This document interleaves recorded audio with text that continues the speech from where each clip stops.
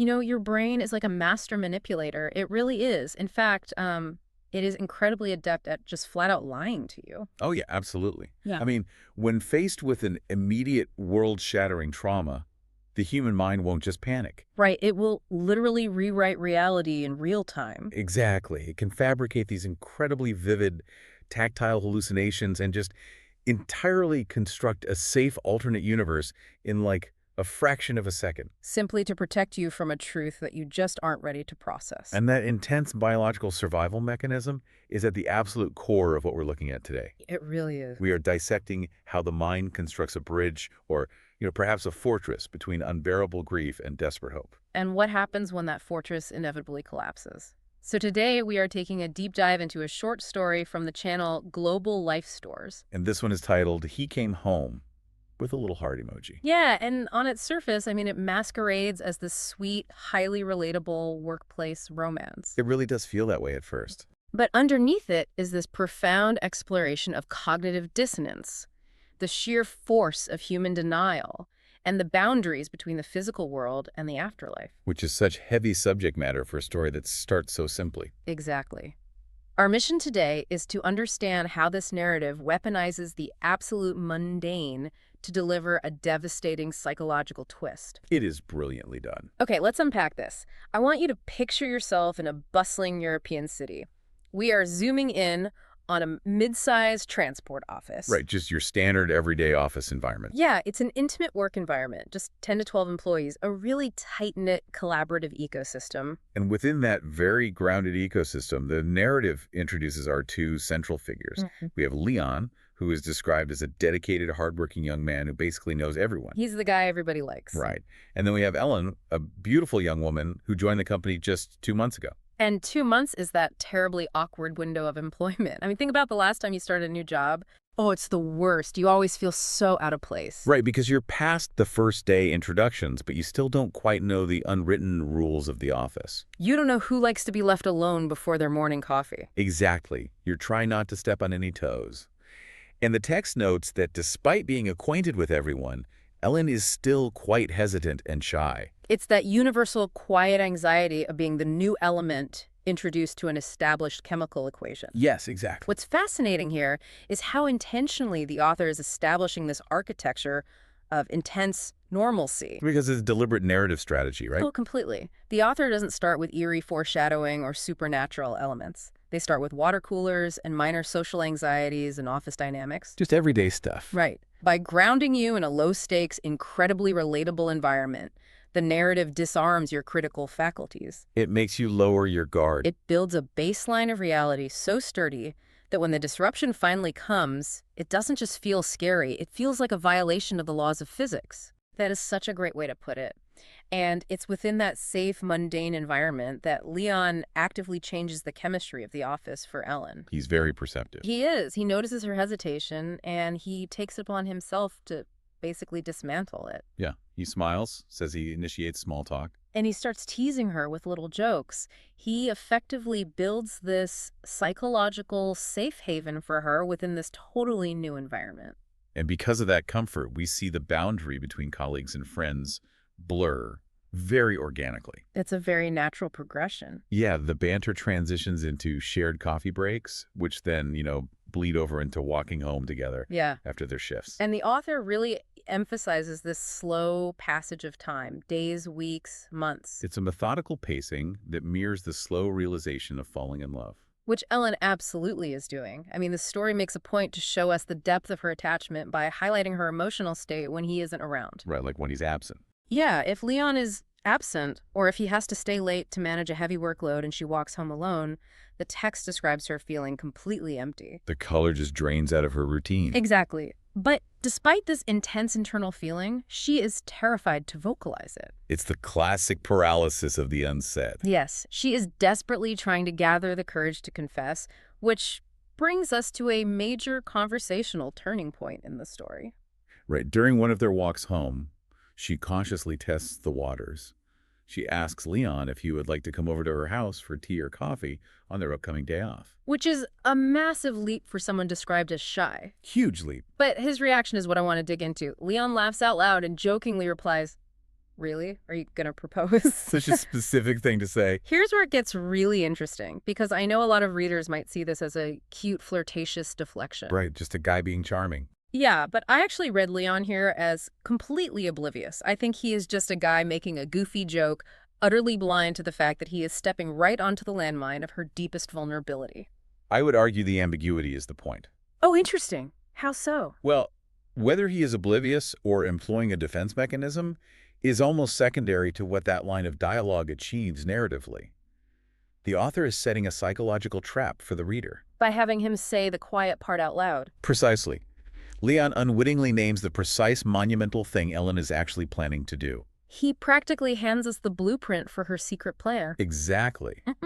By doing this, the author plays a massive game of keep away with our dopamine. The narrative establishes the highest possible emotional stakes. Because we know her secret, and he has unwittingly called it out. Right, and the anticipation for this romantic climax on their day off just peaks. The story intentionally inflates this balloon of joyful anticipation so that the impending pop is as destructive as possible. And the pacing accelerates dramatically right after that. We cut directly to the day of the date. And Ellen is just a bundle of nervous kinetic energy. Oh, she is frantic. The story describes her frantically cleaning her house, hurriedly organizing scattered items, basically perfecting the stage. She is hyper-focused on the domestic intimacy of her apartment, She's attempting to control her environment to manage her internal anxiety. which is a very human coping mechanism when preparing for a massive emotional risk. Totally. But then the external world violently shatters that control. Echoing from the street outside, there is a massive, incredibly loud crash. It's an accident. Yes, an accident so disruptive that she stops her cleaning, runs to the window, and sees a large crowd rapidly gathering around the wreckage. It's the chaotic reality of the city violently intruding on her highly curated private sanctuary. But literally seconds after she registers the crowd at the window, there's a sound at the door. Knock, knock. Just like that. Yes. She immediately turns her back on the window, rushes to the door, and pulls it open. And standing right there is Leon, flashing his usual warm smile, holding a beautiful bouquet of flowers. This raises an important question. How does the human mind filter competing, contradictory realities? Right, because it's like a split screen in a tense thriller film. You're trying to process two different things at once. Exactly. The story is thrusting Ellen and the reader into a state of extreme cognitive dissonance. She hears the terrifying crash. She physically sees the crowd gathering around a trauma scene, yet she immediately dismisses it the second she hears the knock. Why? I look at it like an aggressive spam filter in your email, but for your sensory perception. Oh, I like that analogy. Thanks. I mean, when a piece of information comes in with too many red flags, like a horrific car crash outside your window, when your brain is exclusively wired to anticipate a romantic date, your mind just sends the crash straight to the junk folder. It just blocks it out entirely. It actively suppresses the traumatic noise so it can hear the gentle knock of the reality it desperately wants. That spam filter analogy is a perfect way to describe the biological imperative at play here. The brain is constantly rationing its processing power. It can only handle so much at once. Right. In moments of extreme emotional anticipation, the amygdala and the prefrontal cortex essentially collude to prioritize emotional goals over external anomalies. Provided that external anomaly threatens to destroy the deeply held anticipation right. Exactly. For Ellen, the accident outside is quickly categorized as irrelevant background noise because acknowledging it would require aborting the emotional climax she has spent months building towards. So the narrative basically traps us in her localized, emotionally filtered reality.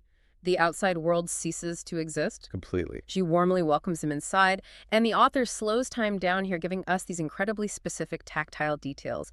She physically wipes down a chair to ensure it's clean before gesturing for him to sit. Then he sits down. Yes, she fetches him a glass of water. He takes the glass and physically drinks it. The text focuses intensely on the physics of the interaction.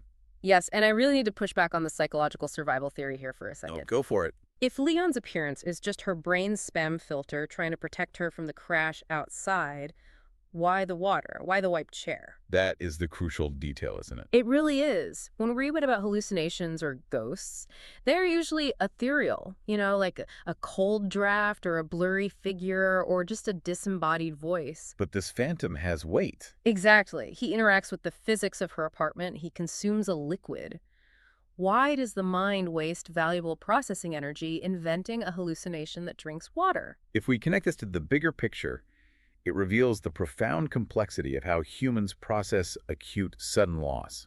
So you're saying the physical details serve a psychological purpose. Yes, you're right to point out the anomaly of the water. When the psyche is acting as a shock absorber against the reality that will fundamentally break it, a blurry vision just isn't enough. It needs more than that. The brain requires tactile feedback to legitimize the safe, alternate universe it's constructing. It needs him to be heavy so she can believe he's real. Yes, absolutely. The mind knows on some deeply suppressed subconscious level what is actually happening on the street. Wow, so it's fighting against its own knowledge. To keep that terror at bay, it overcompensates by creating hyperphysical interactions. Wiping the chair and handing over the water are rituals of caretaking. Very grounding everyday rituals. Brain forces her to complete these physical rituals of normalcy to reinforce the illusion. It is a desperate biological attempt to steal a moment of closure before the dam breaks. Oh man, that makes the next sequence so deeply tragic. Because she gets that stolen moment. She does. After he drinks, he hands her the bouquet. Ellen takes it, gets down on one knee in this beautiful, courageous reversal of traditional roles, offers the bouquet back, and finally says, I love you. It's the culmination of all the slow burn setup. The balloon is fully inflated. And the universe pops it before she can even take a breath. It's devastating. At the exact second the words leave her mouth, the external reality rips through the spam filter.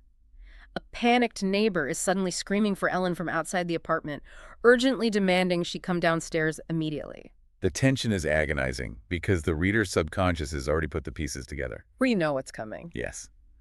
The cognitive dissonance we've been sharing with Ellen begins to collapse. Ellen tells Leon, I'll be right back.